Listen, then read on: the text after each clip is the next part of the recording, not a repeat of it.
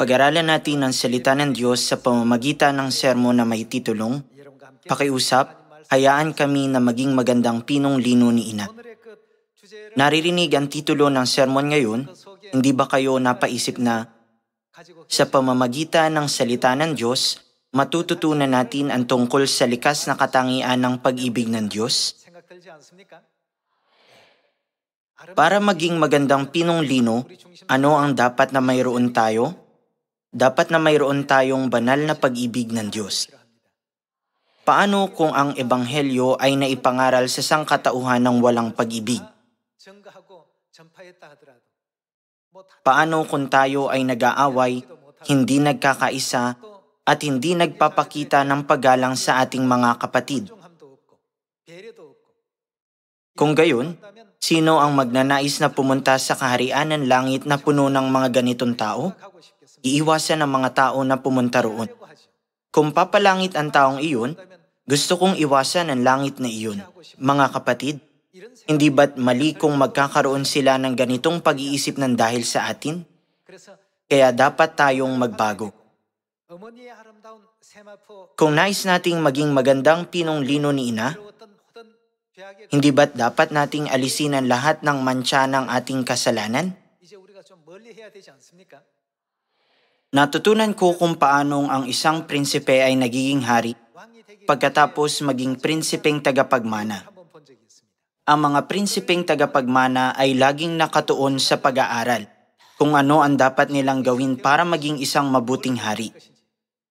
Mula sa murang edad, itinuturo sa kanila ang lahat ng bagay tungkol sa kung paano nila dapat na pamahalaan ang kanilang nasasakupan, kung paano sila magkakaroon ng pusong may malasakit sa kanilang bayan, kung paano sila makikitungo sa kanila, at kung paano sila magkakaroon ng tamang pag-uugali sa kanilang mga magulang pag lumaki na sila at minana ang trono. Gayunman, kung sila ay nagpabaya ng kaunti sa kanilang pag-aaral, o kung hindi nila naisagawa ang mga katuruan ng tama, hindi na sila maaaring maging prinsipeng tagapagmana.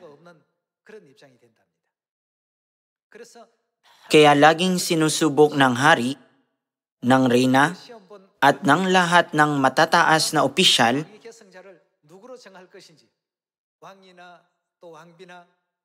kung sino ang susunod na tagapagmana ng trono. Bakit ko ito nabanggit? Ayon sa Revelation chapter 22, tayo ay magiging mga ano sa langit? Tayo ay magiging maharlikang pagkapari. Sa madaling salita, tayo ay maghahari magpakailanman. Ang Diyos, na hari ng manghari at Panginoon ng mga Panginoon ay magsasabi, maghahari ka sa 10 lungsod, maghahari ka sa 5 lungsod. Tayo ay magiging maharlikang pagkapari. Para maisakatuparan nito, may mga kinakailangang alituntunin, wastong pag-uugali, at mga angkop na asal. Para makapamuhay sa mundong ito, kailangan nating matutunan ang mga alituntunin ng mundong ito. Sa parehong paraan, kung nais nating makapamuhay sa langit, ano ang dapat nating matutunan? Dapat nating matutunan ang mga alituntunin sa langit. Nilagay ng Diyos ang mga ito sa Biblia. Maaring isipin ng ilan, kahit na nakasulat iyan sa Biblia, hindi ko kayang mabuhay ng ganyan. Hindi ako anghel. Paano ako mabubuhay ng ganyan? Sa halip na mag-isip ng ganito, dapat tayong magsumikap. Maging ang mga prinsipe sa lupang ito ay patuloy na sinasanay ang kanilang mga sarili mula sa pagkabata nila. Natutunan nila ang tamang asal, moralidad, makaanak na tungkulin at ang lahat ng bagay tungkol sa pamamahala sa isang bansa at sa pamumuno sa mga tao. Hindi ba't ito ang dahilan kung bakit nila pinag-aralan ang napakaraming materyales na pang-edukasyon kabilang ang panimulang pagkatuto at ang klasiko ng 1,000 karakter? Ang mga maharlikang pamilya ay may kanya-kanyang aralin at ang mga prinsipe ay may kanya-kanya ring aralin. Sa hinaharap, pag natanggap na natin ang walang hanggang kaluwalhatian ng langit at sinabi ng Diyos na, mamahala ka sa 5 lungsod, mamahala ka sa 10 lungsod. Kung mabibigo tayo na mamuhay alinsunod sa mga alituntunin, hindi tayo magiging karapat-dapat. Sa kasaysayan, maraming prinsipeng tagapagmana ang hindi nakaupo sa trono. Kung gayon, Bakit kaya? Kahit na naging mga prinsipeng tagapagmana sila, kung nagkukulang sila sa gawa o sa pag-aaral at walang malasakit sa taong bayan, sila ay pabababain sa kanilang trono. Sa huli, kailangang isuko ng prinsipe ang kanyang posisyon sa ibang kapatid.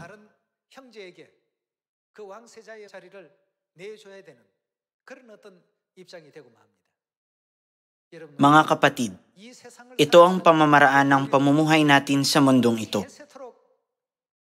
Para matanggap ang buhay na walang hanggan at ang kaluwalhatian ng langit, kung may mga katuruan na ipinagkaloob ang Diyos, ano ang dapat nating gawin? Dapat nating pag-aralan at isagawa ang mga ito. Saka lang natin magagampanan ang tungkulin ng pagiging maharlikang pagkapari. Kung hindi tayo magsusumikap, hindi sasabihin ng Diyos na magiging maharlikang pagkapari kayo sa langit. Kung sasabihin ng Diyos na para maging magandang pinong lino, alisin ang lahat ng inyong mantsa, dapat nating alisin ang mga ito. Kung sasabihin niya na hindi ito mapagbiyaya, dapat nating alisin ang mga di mapagbiyayang bagay. Sa ganitong paraan, ang prinsipe na sumailalim sa ganitong pagbabago ay nirekomenda sa hari kalaunan ng mga ministro o ng maharlikang pamilya na nagsasabing hirangin siya bilang prinsipeng tagapagmana. Gayunman, hindi ito nagtatapos doon.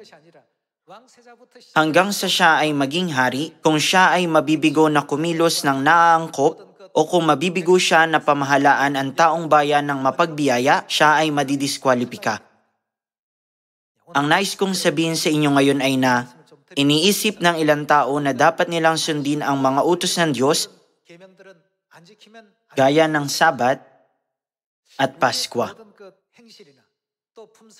At naayos lang napabayaan ang kanilang pag-uugali o karakter. Hindi tayo dapat na mag-isip ng ganito. Buksan natin ang Revelation chapter 19 at pag-aralan ang banal na kalooban ni na Ama at Ina ng detalyado.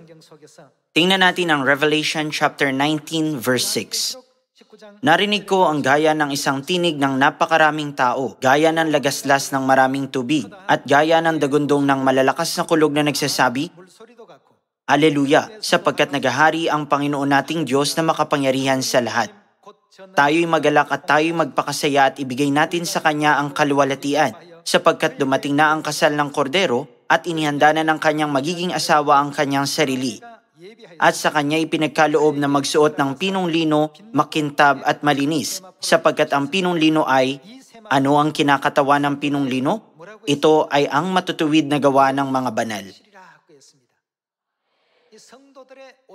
Ano ang mabubuo pag ang matutuwid na gawa ng mga banal ay tinahing magkakasama?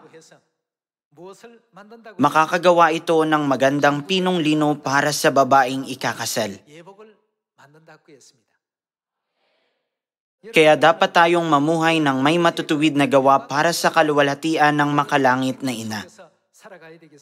Para magampanan natin ang tungkulin ng pagiging maharlikang pagkapari na binanggit sa Revelation chapter 22, simula sa sandaling ito, dapat nating matutunan at isagawa ang mga katuruan ng Diyos na nagpapaalala sa atin na dapat tayong mamuhay alinsunod sa mga alituntunin ng langit at hindi sa mga pamamaraan ng buhay sa lupang ito. Tingnan natin ang Isaiah chapter 60. Chapter 60 verse 20. Ang iyong araw ay hindi na lulubog, o ang iyong mang buwan ay lulubog, sapagkat ang Panginoon ay magiging iyong walang hanggang liwanag, at ang mga araw ng iyong pagtangis ay matatapos. Magiging matuwid na lahat ang iyong bayan, kanilang aangkinin ng lupain magpakailanman. Ang sanga ng aking pananim, ang gawa ng aking mga kamay, upang ako'y luwalhatiin. Ang pinakamaliit ay magiging isang angkan, at ang pinakakaunti ay magiging isang makapangyarihang bansa. Ako ang Panginoon, ito ay mabilis kong gagawin sa kapanahunan nito. Dito, sinasabing, magiging matuwid na lahat ang iyong bayan. Kanilang aangkinin ng lupain magpakailanman. Ang sanga ng aking pananim, ang gawa ng aking mga kamay, upang ako'y luwalhatiin. Para saan? Ito ay para ipakita ang kaluwalhatian ng Diyos. Kaya dapat nating bigyan lugod ang Diyos at ipakita ang kaluwalhatian ng Diyos. Hanggang sa oras na ito, kung may mga bagay man na hindi karapat-dapat sa paningin ng Diyos, gaya ng hindi pagkakaisa, hindi pagkakasundo, o pagpapahirap sa iba dahil sa natatanging pag-uugali na mayroon tayo, ano ang dapat nating gawin simula sa sandaling ito? Dapat tayong magbago. Dapat tayong maipanganak na muli para maging ang magandang pinong lino ni Ina at maging maharlikang pagkapari sa langit. Tingnan natin ang salita ng Diyos tungkol dito. Tingnan natin ang Matthew chapter 5 verse 20.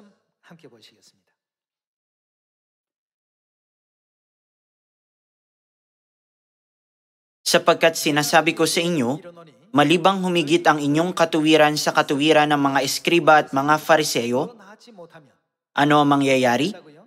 Ay hindi kayo makakapasok sa kaharian ng langit. Mga kapatid, ano ang ibig sabihin nito? Inaasam natin na makapunta sa kaharian ng langit. Gayunman, alinsunod sa kanyang mga salita, malibang humigit ang inyong katuwiran sa katuwiran ng mga eskriba at mga fariseyo, ay hindi kayo makakapasok sa kaharian ng langit. Hindi ba't si Jesus ay ating Diyos? Malinaw niyang itinatak ang kanyang mga salita sa atin ng ganito. Dapat tayong mamuhay alinsunod sa mga salitang ito. Hindi mahalaga kung paano tayo namuhay dati sa mundong ito. Nang pumasok tayo sa buhay ng Ebanghelyo at nabautismuhan, ipinapako natin ang ating mga nakaraang kasalanan sa krus at ipinapanganak na muli sa Diyos. Kung gayon, ano ang dapat nating gawin? Dapat tayong maging tulad ng prinsipeng tagapagmana ng langit. Dapat nating gampanan ang ating mga tungkulin bilang mga prinsipeng tagapagmana at mga prinsesang tagapagmana ng langit. Dapat tayong makibahagi sa biyaya ng Diyos Ama at Diyos Ina na magsasabing, mamahala ka sa 10 kaharian at mamahala ka sa 5 kaharian. Kaya hinayaan tayo ng Diyos na patuloy na matuto. Dapat kang mamuhay sa ganitong paraan. Dapat kang mamuhay ng ganitong uri ng buhay. Sa ganitong paraan tayo pinaaalalahanan ng Diyos. May mga tao na nagsasabing, paano namin masusunod ang lahat ng katuruan ng Biblia? Gayunman, dapat tayong magsumikap. Ano ang ibig sabihin ng ang kaharian ng langit ay sapilitang pinapasok ng mga taong mararahas? Hindi ba't nangangahulugan ito na dapat tayong magsumikap? Sinabi rin ng Diyos na magsanay na mamuhay ng makadiyos. Kaya dapat nating gawin ang lahat ng uri ng pagsisikap para makapasok sa langit. Magpatuloy tayo sa Matthew chapter 5 verse 21. Narinig ninyo na sinabi sa mga tao noong unang panahon, huwag kang papatay, at ang sinumang pumatay ay mananagot sa hukuman. Ngunit sinasabi ko sa inyo na ang bawat napopoot sa kanyang kapatid ay mananagot sa hukuman, at ang sinumang magsabi sa kanyang kapatid Raka ay ano? Ay mananagot sa Sanhedrin. At ang sinumang magsabi ulol ka ay magdurusa. Saan? Sa nag-aapoy na impyerno. Dumating si Jesus sa lupa at itinuro sa atin ang katuruang ito. Maging sa panahong ito ng Espiritu Santo, ang makalangit na Ama at makalangit na Ina, ang Espiritu at ang babaeng ikakasal ay binibigyan diin ang bagay na ito. Magkaisa kayo, magkasundo sa isa't isa, magmahalan sa isa't isa, magbihis ng bagong pagkatao. Ang mga salitang ito ng Diyos ay laging itinuturo pag mayroon tayong edukasyon. Sa ilalim ng dakilang saligan na kaligtasan ng mga kaluluwa ng buong sangkatauhan, isinasapamuhay natin ang bawat araw ng Ebanghelyo. Una sa lahat, hindi ba't dapat tayong tumayo sa ganitong posisyon upang ang mga tatanggap ng katotohanan na kasunod natin ay matuto mula sa mga halimbawa natin? Mga kapatid, ang mga masipag na nagsasagawa ng mga bagay na ito ay ang pinakamahuhusay. Ano man ang sabihin ng mga nasa paligid natin, mamuhay tayo alinsunod sa Biblia. Maaring isipin ng ilan, hindi mahalaga kung gagawin ko ito o hindi. Ano ang nangyayari sa kanila? Lumalayo sila mula sa posisyon ng paghahari magpakailanman. Dapat tayong magsumikap na maging magandang pinunglino ni ina. Hindi ba?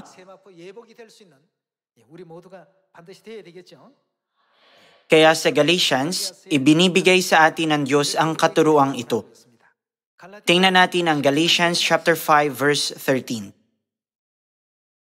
Sapagkat kayo, mga kapatid, ay tinawag sa kalayaan, subalit wag lamang ninyong gagamitin ang inyong kalayaan bilang isang kadahilanan para sa laman, kundi ano ang iniuutos ng Diyos na gawin natin?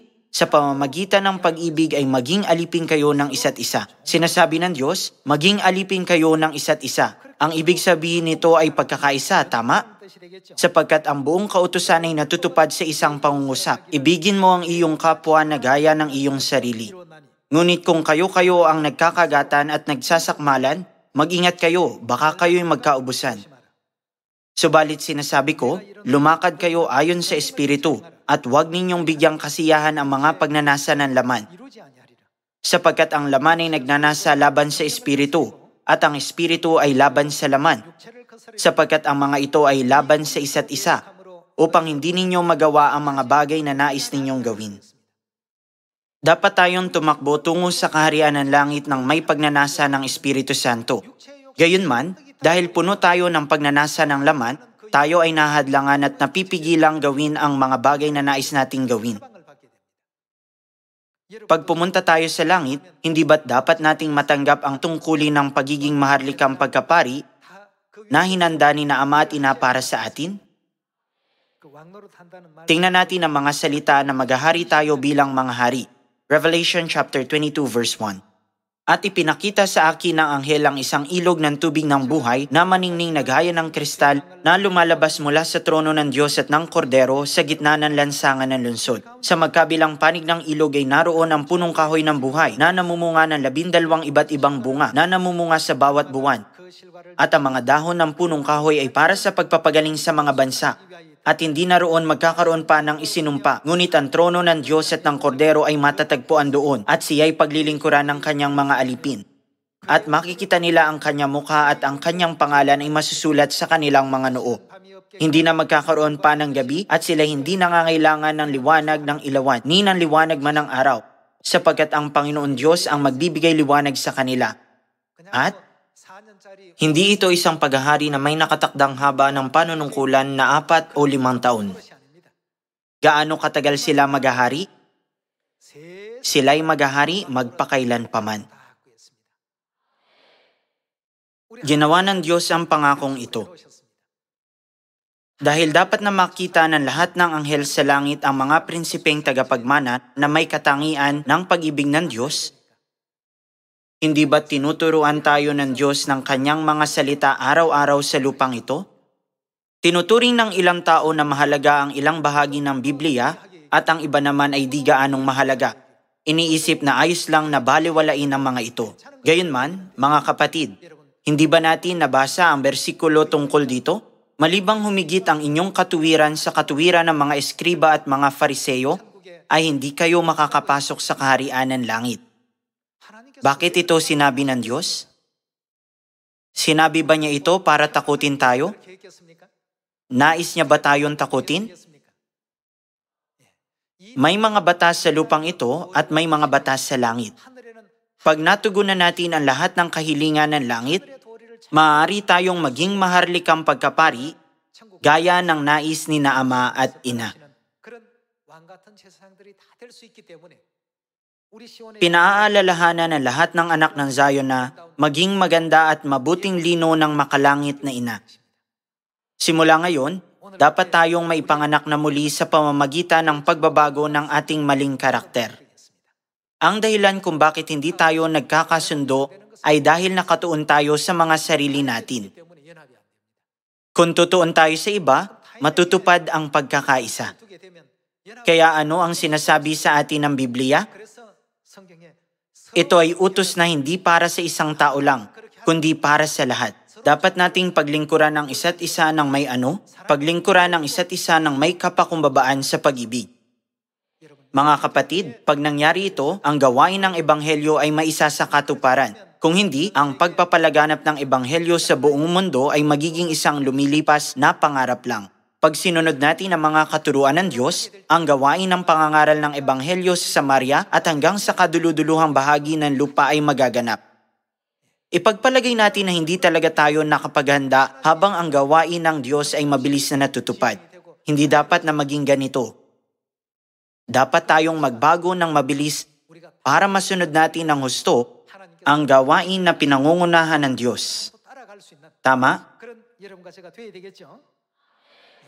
Sa halip na sumigaw lang ng isang slogan, maganda tayo para makabalik ang lahat ng kaluluwa sa makalangit na inang Jerusalem. Ano ang sinasabi sa atin ng Diyos tungkol sa henerasyong ito na nagkukulang sa pag-ibig? Huwag ninyong tularan ang sanlibutang ito. Pag nakikita ng mga tao sa mundong ito ang isang tao na may malasakit at mapagbiyaya, tinatrato nila ito na parang wala itong inaalam. Gayunman, tayo ang mga taong nag-aaral ng mga kautusan ng langit, hindi mga taong nakatuon lang sa mga makalupang bagay. Hindi ba? Bilang mga naghahangad ng mga makalangit na bagay, dapat tayong mamuhay alinsunod sa mga katuruan ng makalangit na Ama at makalangit na Ina.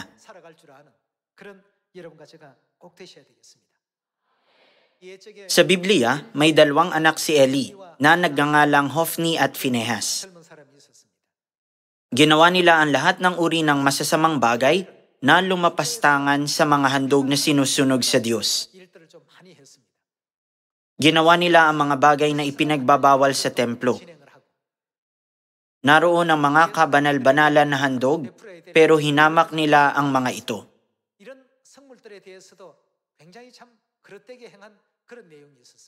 Bilang resulta, pinarusahan ng Diyos sina Hofni at Phinehas.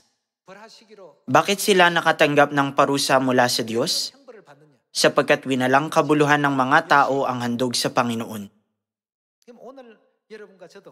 Kung iintindihin natin ito bilang mga moral na aral lang,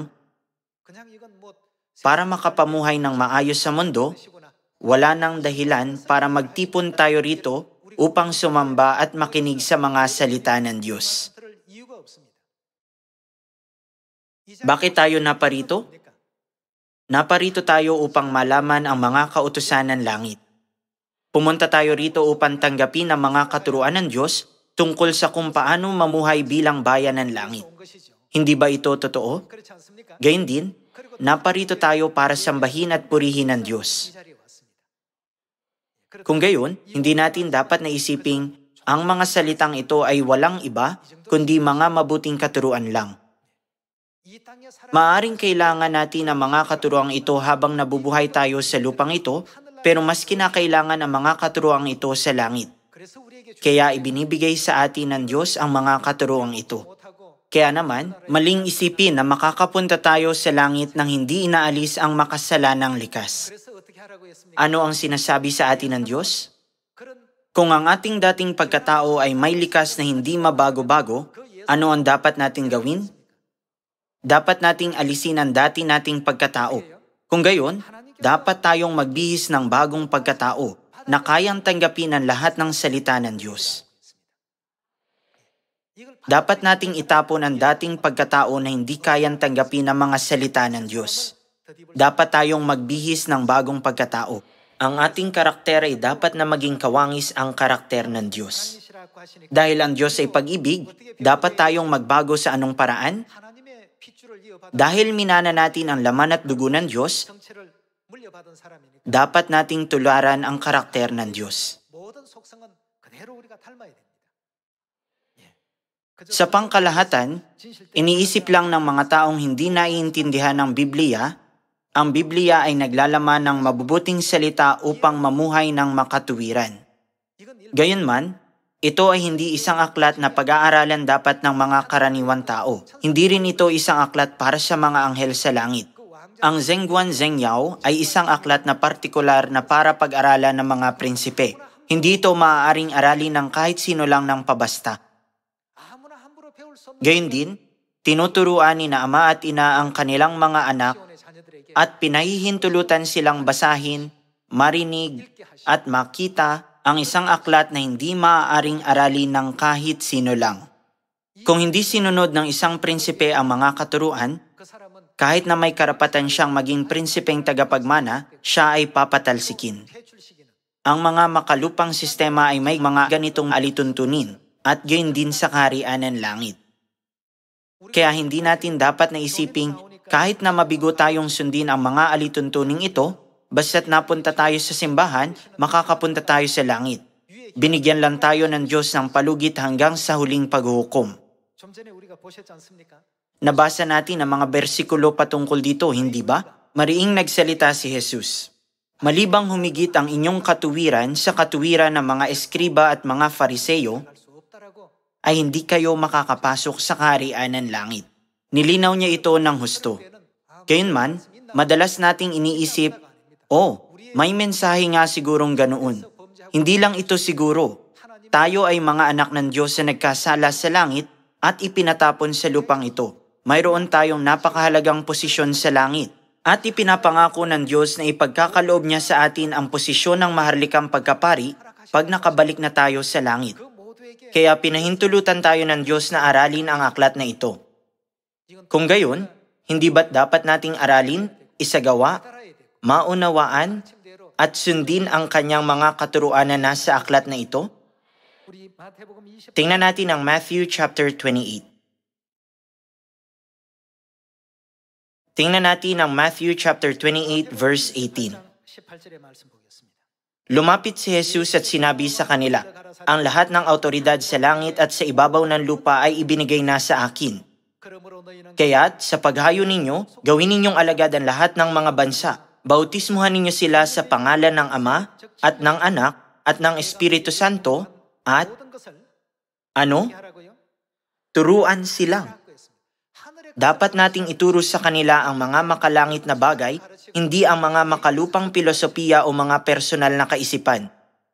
Turuan silang ano ang dapat nating ituro sa kanila na gawin? Sundin ang lahat ng mga bagay na iniutos ko sa inyo. Saka lang tayo makakapasok sa langit. Dahil nagkukulang tayo sa maraming bagay, ipinagkaloob sa atin ni na Ama at Ina ang mahahalagang salitang ito sa Biblia. Dapat nating lubos sa sundin ang mga ito. Huwag natin itong kalimutan kailanman. Pag sinabi ng Biblia na magkaisa kayo, dapat tayong magkaisa. May mga anghel na nagche-check at iniiskura ng ating pagkakaisa.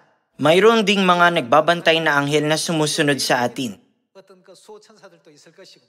Ano ang score ng ating prinsipe sa pagkakaisa? Ilan na ang puntos ang ating prinsesa? Ilang puntos ang mayroon sila sa pagkakaisa? Ano ang score nila para sa pag-ibig? Ano ang score para sa kanilang moralidad? Ang lahat ng salita ng Diyos na nasa Biblia ay hindi para magturo sa atin ng mga prinsipyo ng lupa, kundi para tulungan tayong matutunan ang mga prinsipyo ng langit. Ipinagkaloob sa atin ng Diyos ang Biblia. Kung gayon, gaano tayo mapagpasalamat? Dapat nating basahin ang mga salita ng paulit-ulit hanggang sa masaulo natin ang mga ito. Sa ganitong paraan, tayo ay maging magandang pinong-lino ng makalangit na inang Jerusalem para mabigyang lugod natin sina Ama at Ina. Dapat tayong kumilos ng may mabubuting gawa para hindi tayo hadlangan ng iba. Dahil ang mundong ito ay lugar para sa mga makasalanan, nabahiran ito ng kasalanan. Maaaring magmukhang mas makapangyarihan ang masasamang tao. Nilagay ng Diyos ang magagandang anak ng Zion sa gitna nila.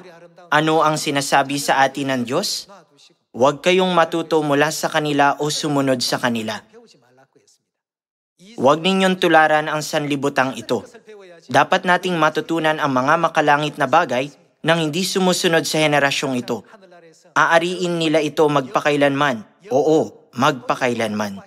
Hindi ba natin natanggap ang pangakong ito?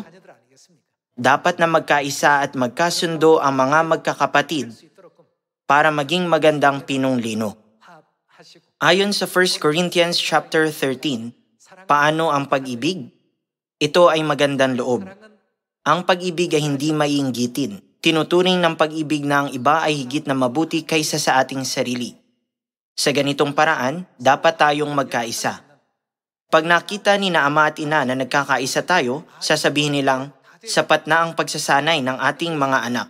At bubuksan ang daan para makaabot ang ebanghelyo sa Samaria at hanggang sa kaduluduluhang bahagi ng lupa.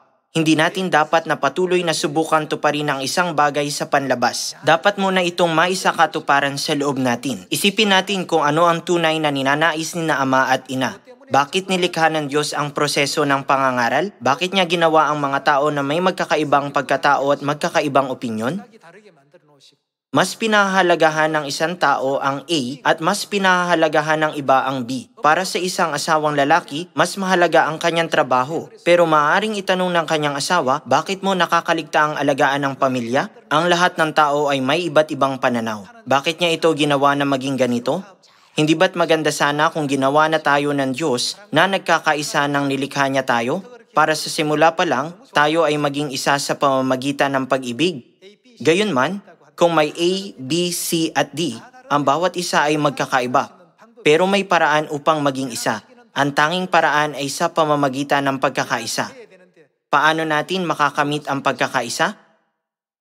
Kung walang pandikit na tinatawag na pag-ibig, hindi kailanman makakamit ang pagkakaisa. Sa ganitong paraan, sa halip na tumuon sa mga kahinaan ng isa't isa, dapat nating pagtakpan ang kanilang mga pagkukulang para makagawa sila ng mas mabuti. Pag ang Zion ay naging isang lugar kung saan sa tuwing nagtitipon tayo, higit tayong nagagalak at nakakakuha ng higit na lakas, sasabihin ni na ama at ina, ngayon, tunay na nilang naunawaan kung ano ang daan ng bagong tipan. Sa ganitong paraan nila bubuksan ang landas ng ebanghelyo. Umaasang tumanggap kayo na maraming biyaya, nais kong tapusin ang sermon ngayon. Maraming salamat.